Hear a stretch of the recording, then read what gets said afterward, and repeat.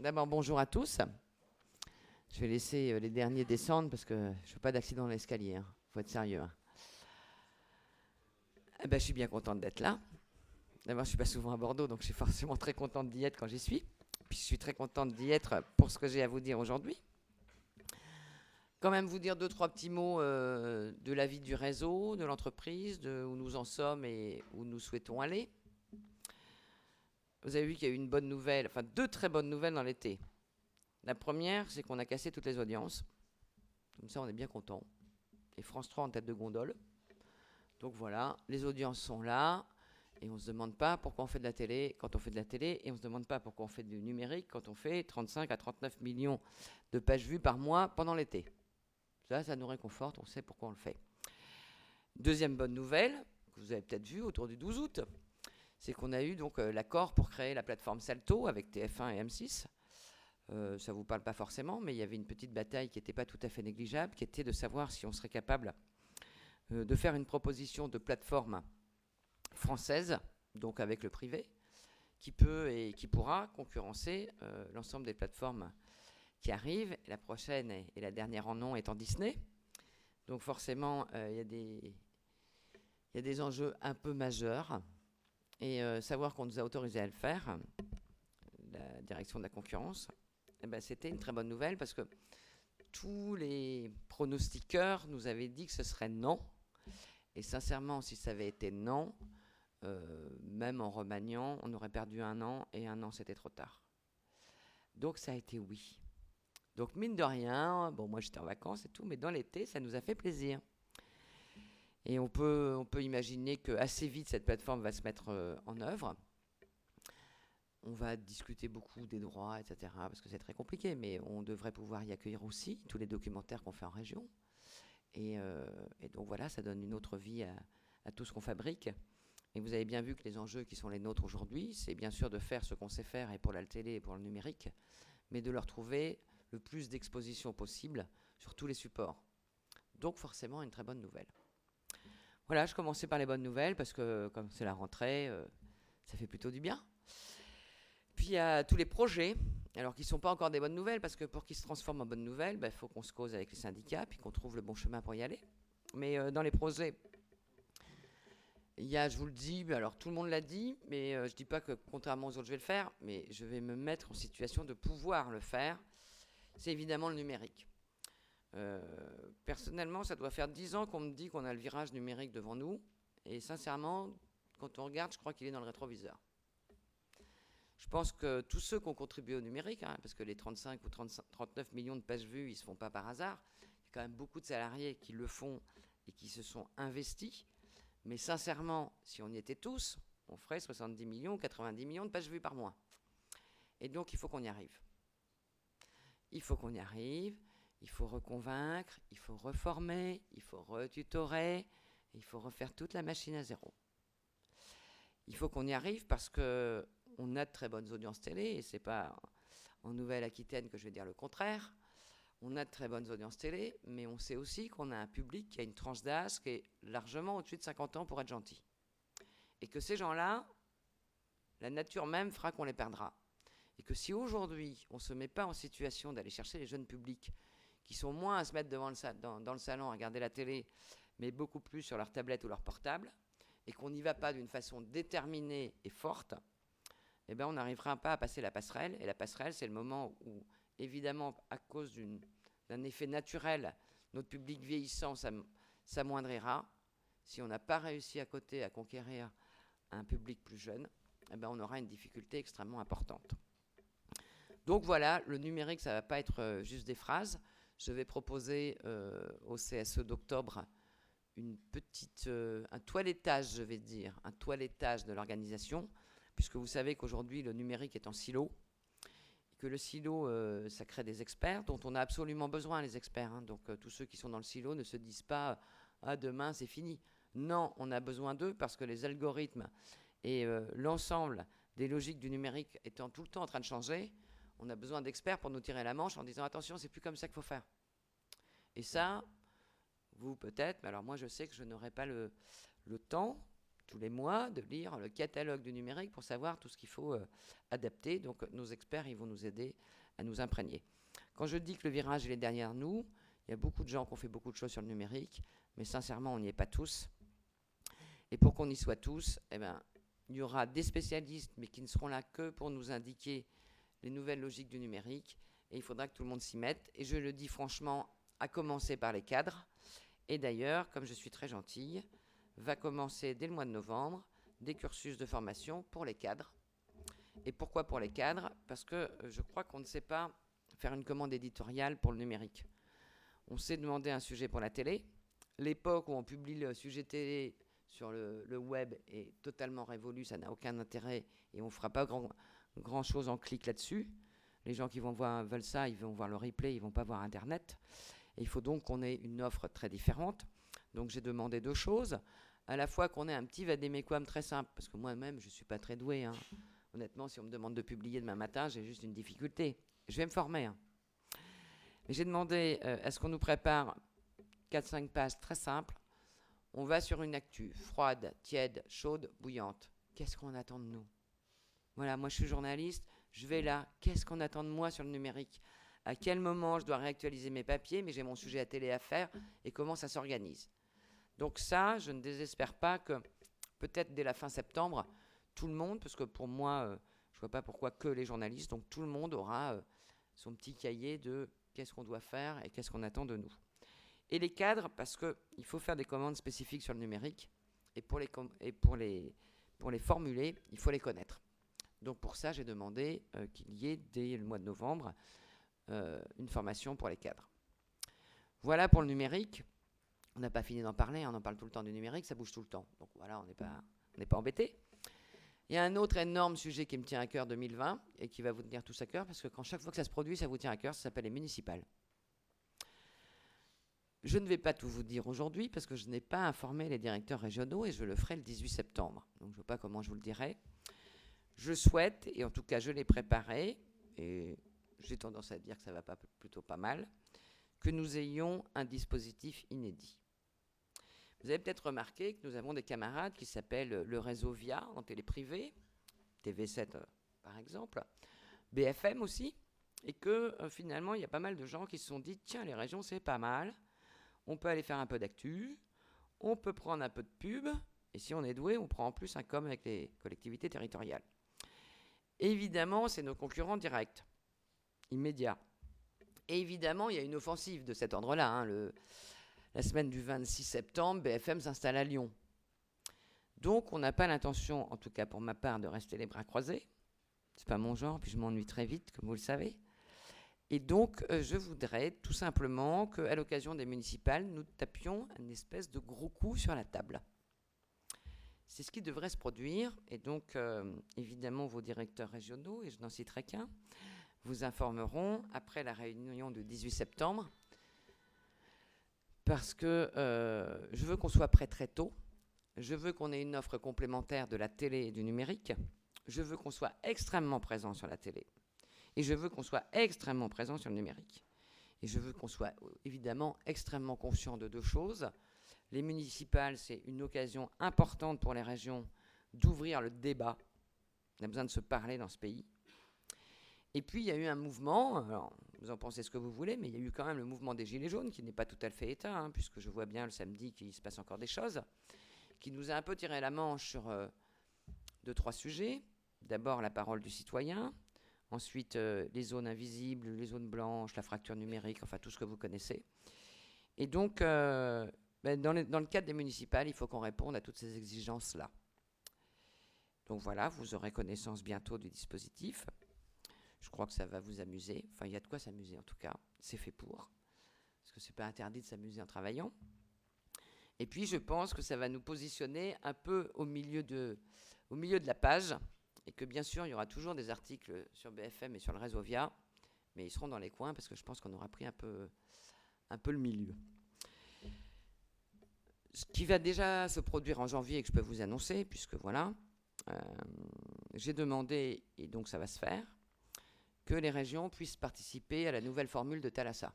Vous savez que Thalassa va passer le dimanche après-midi, à partir de janvier. Donc j'ai vu les équipes de Thalassa et je trouvais que c'était un peu dommage que les régions de France 3, mais aussi les régions d'outre-mer, on soit absent d'un produit aussi important en qualité et d'une marque aussi forte. Donc nous avons convenu qu'il y aurait des Thalassa toutes les semaines qui seraient thématisés, que ce thème ferait l'objet d'un 26 minutes fait par les équipes de Thalassa et accompagné de 2 13 minutes de ce même thème décliné, l'un en outre-mer et l'un en métropole, pour que vous puissiez aussi travailler sur des 13 minutes, avoir une exposition nationale. Bon, vous le faites déjà dans réseau d'enquête, hein, c'est pas nouveau, mais on va multiplier les plaisirs. Et tout ça, je dois vous le dire, a été super bien accueilli par l'équipe de Thalassa, ce qui me fait plaisir. Parce qu'au départ, on l'a décidé entre cadres, mais même l'équipe qui fait Thalassa était très contente que les régions aient envie de s'investir. Donc voilà. Et puis, il y a des très gros chantiers qui nous attendent et qui ne sont pas les plus simples à manier. Alors, vous avez vu que j'ai proposé aux organisations syndicales l'extension de l'expérimentation des UTS sur l'ensemble du réseau de France 3. On doit se voir le 11 septembre. On va peut-être pas signer le lendemain, mais ça devrait signer. Comme je sais que si on met des UTS dans les mains d'usagers, il nous faut de la HD. J'ai donc obtenu de la direction technique qu'au 15 novembre, l'ensemble des immédiats de France 3 soit HD. Au 15 novembre, et j'en ai l'engagement. Donc voilà, au moins on saura que quand on utilise un UTS, on n'est pas avec une SD upgradée à l'antenne. Et puis l'autre très gros sujet qui dépasse même les UTS, c'est évidemment les régies automatiques, qui sont de nature à créer beaucoup d'inquiétudes parmi les salariés de régie, je le comprends. Et pour tout vous dire, j'ai abordé ce sujet avec une relative sérénité, j'y comprends rien. Donc je vous assure, ça allège. Quand on comprend rien, c'est plus facile. Donc j'ai vu des ingénieurs super intelligents qui m'ont expliqué des trucs un peu compliqués. Je pense que j'en ai compris 10%. Donc j'ai dit, ça ne va pas. Et comme ça ne va pas, je vais donc proposer aux organisations syndicales, là aussi le 11 septembre prochain, qui est une date un peu phare ici, mais bon, il se passe d'autres choses ailleurs, que nous signions un accord d'expérimentation. Je souhaite qu'on déploie l'automaticité de ces régies totalement à un endroit et qu'on crée un observatoire avec les syndicats pour regarder les impacts sur les métiers, les impacts sur ce qu'on produit. Je dis, parce que je l'ai déjà dit à d'autres endroits, quand on achète une voiture qui va à 210, est-ce qu'on va à 210 ? Ben non, il y a des règles. Quelles règles on s'impose dans l'utilisation de ces régies ? Ben, c'est des choses qu'on va décider ensemble, et en tout cas, c'est ce que je souhaite. Et évidemment, c'est extrêmement important. C'est extrêmement important parce que l'automation des régies, selon l'endroit où on va s'arrêter dans l'automation, ça va aussi nous engager dans la grande discussion des métiers.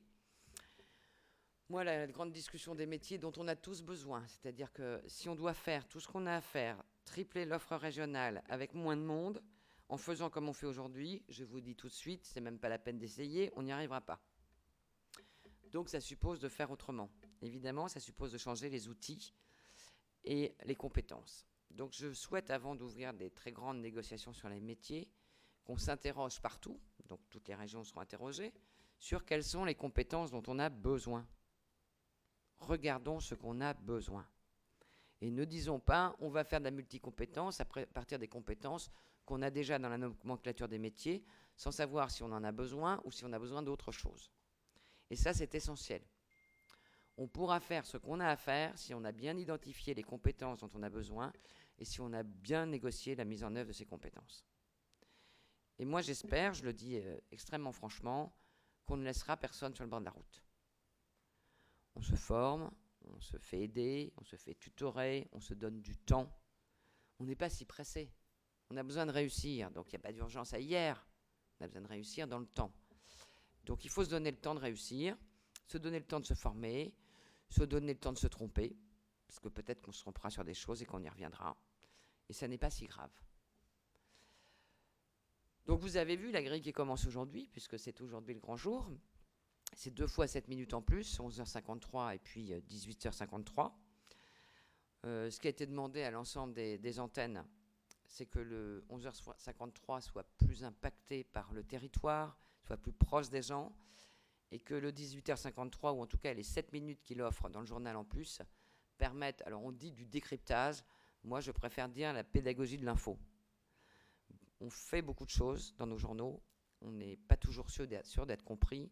Donc pour s'en garantir, il y a plusieurs façons de faire. La multi-entrée, je vais arrêter ça n'arrête pas de sonner toutes les 4 secondes, je m'en excuse. La multi-entrée, le dossier, il y a plein de façons de faire pour être mieux compris et il faut qu'on s'en garantisse. On démarre ça en septembre, on va regarder d'ici décembre ce qui se passe. Par exemple, à 11h53, on ne sait pas ce que produit en audience une offre d'info. On n'a jamais fait vraiment de l'info à cette heure-là. Est-ce qu'on aura un public nombreux? Est-ce qu'on aura un public égal à la case avant qu'on fasse cette offre? Est-ce qu'on aura un autre public supplémentaire? Je ne suis pas fichu de vous le dire, et ce n'est pas aujourd'hui que je vais le savoir, puisqu'on démarre juste aujourd'hui. Donc tout ça, c'est des choses qu'on va regarder, et on ne s'interdit pas, je le dis franchement aussi, de réajuster quelques trucs sur la grille de janvier, puisque vous savez qu'on vit de grille à septembre, janvier, juin, et on recommence.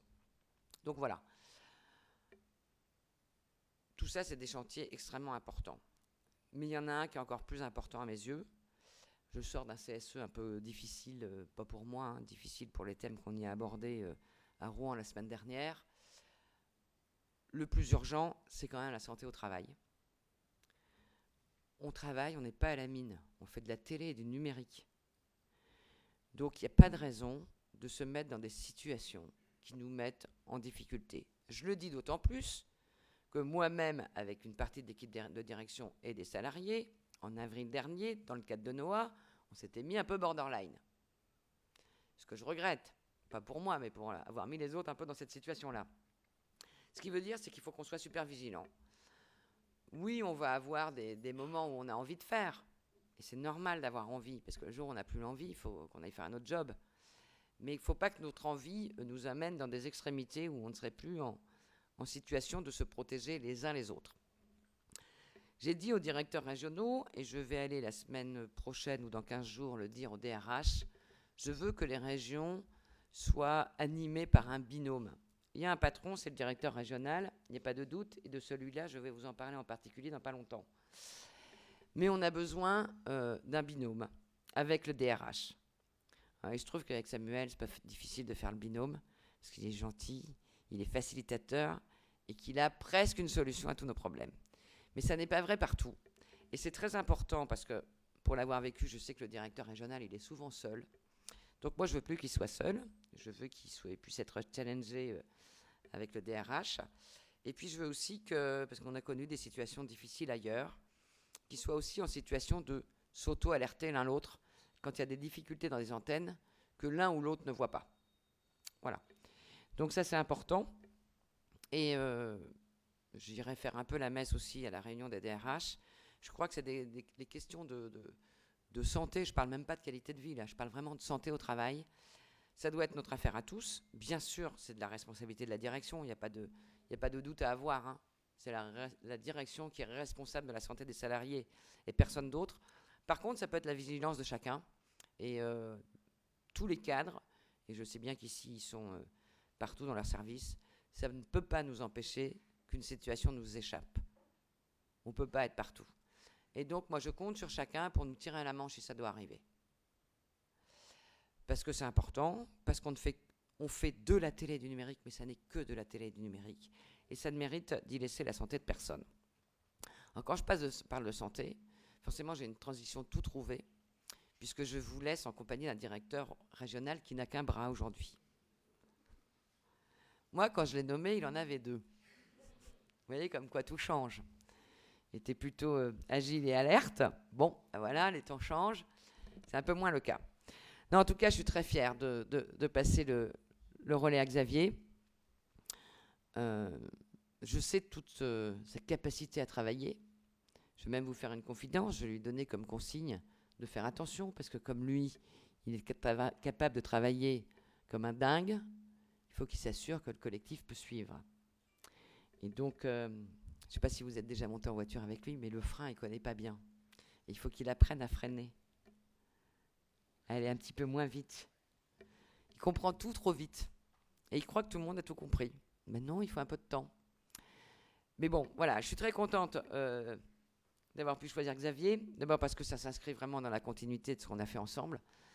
Je suis contente pour Noah aussi, parce qu'il y avait laissé un peu de sueur dans ses fonctions de rédacteur en chef. Je suis contente que ça préserve un collectif Ça préfère une équipe de direction, puisque tout le monde se connaît, c'est toujours plus facile. Et je sais qu'il a beaucoup de qualités. Alors, je ne veux pas le faire rougir quand même. Mais c'est un bosseur, c'est quelqu'un d'exigeant. Peut-être plus même avec lui qu'avec les autres, mais très exigeant. C'est quelqu'un qui sera loyal, avec vous comme avec moi. Parce que j'en ai besoin aussi, que les directeurs soient loyaux. Mais je sais qu'il sera respectueux de sa parole avec vous. Et moi, j'ai pu faire avancer le projet Noah aussi sur la transparence et la parole donnée. Cette fiabilité. La confiance, ça ne se décrète pas, ça se construit. Donc c'est un peu long. Et ça s'éprouve surtout. Donc voilà, moi je suis ravie que ce soit lui. Je sais qu'il a 2000 projets. J'essaye qu'il en ait que 500. Mais... Donc je les laisse traîner au fond des mails, je réponds pas trop vite, histoire qu'ils les mettent pas tous en œuvre tout de suite. Non pas pour dire qu'il a fait mieux que moi, je lui souhaite de faire bien mieux que moi. Moi je n'ai pas tout résolu. Mais simplement parce qu'il faut prendre le temps de faire ce qu'on a à faire, de le faire ensemble. Et le plus important, c'est qu'il puisse construire tout ce qu'il a envie de construire avec l'ensemble des salariés, l'ensemble des représentants des salariés, les OS. Je crois qu'on n'est plus dans l'ère où il y a les gentils et les méchants. Ceux qui sont encore dans le binaire, là, il faut qu'ils changent de tempo. Je crois quand on dit qu'on est dans la co-construction, ça ne veut pas dire que la direction ne dirige pas, et ça ne veut pas dire que la direction ne décide pas. Évidemment, Xavier, comme moi, là où je suis, on est payé pour décider, et on décidera de ce qu'on a à décider. Mais rien ne nous empêche de co-construire, de nous enrichir, peut-être même de changer d'avis. C'est pas grave, des fois, ça nous arrive. Et en fait, c'est un challenge qui nous concerne tous. L'avenir de cette maison, nous, lui, moi, on est locataire, gestionnaire, on va dire gestionnaire, bailleur. Vous êtes occupant, un peu gestionnaire aussi. Et c'est un avenir qu'on a en commun. Cette boîte ne nous appartient pas, mais on nous en a confié l'avenir et le devenir. Et moi, je souhaite qu'il soit écrit ensemble. Et comme il n'a qu'une main, il aura bien besoin de la vôtre pour écrire votre partie. En tout cas, je me réjouis. Et puis je lui laisse alors la tête libre, les clés du camion.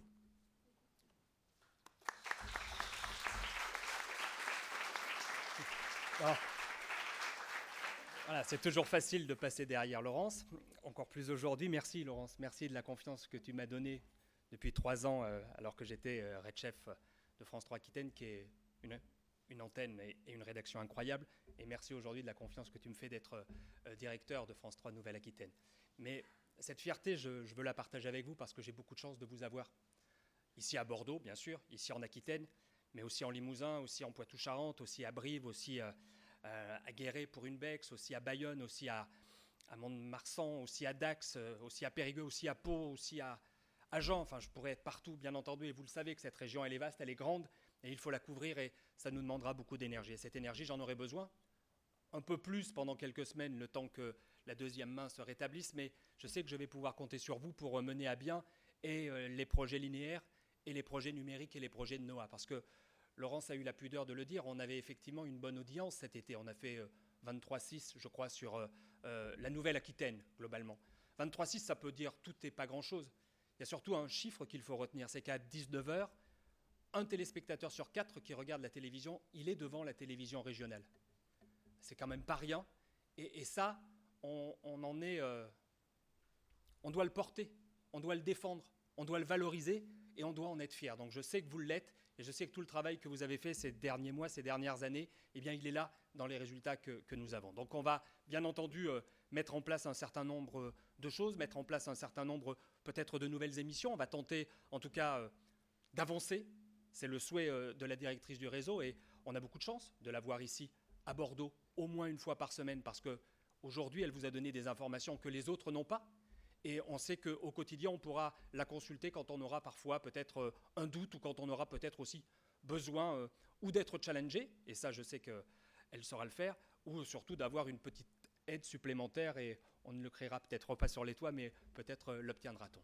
En tout cas, vous pouvez compter sur moi pour avancer, vous comptez sur moi pour vous défendre s'il y a besoin de vous défendre, vous pousser s'il y a besoin de vous pousser, et pour porter aussi bien le projet linéaire, le projet numérique qui est important, puisque depuis quelques années, et oui, bien sûr que le virage, il est fait. Et quand on voit les millions de vues qu'on peut avoir sur nos sites, on ne peut être que satisfait de ça. Et puis il y a le projet Noah.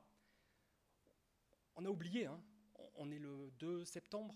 Il y a un an, il n'y avait rien de Noah. C'était un beau projet, c'était magnifique, c'était incroyable, mais c'était simplement dans les cartons, dans les tuyaux. Aujourd'hui, c'est à l'antenne et depuis un an, quand on voit ce que vous êtes capable de faire, ce que nous sommes capables de mettre à l'antenne, très honnêtement, il n'y en a pas beaucoup qui peuvent se dire cette chose-là. Et quand on lance une télévision, et quand on a la chance d'en être aux manettes, on pourra se le dire plus tard, on a lancé Noah.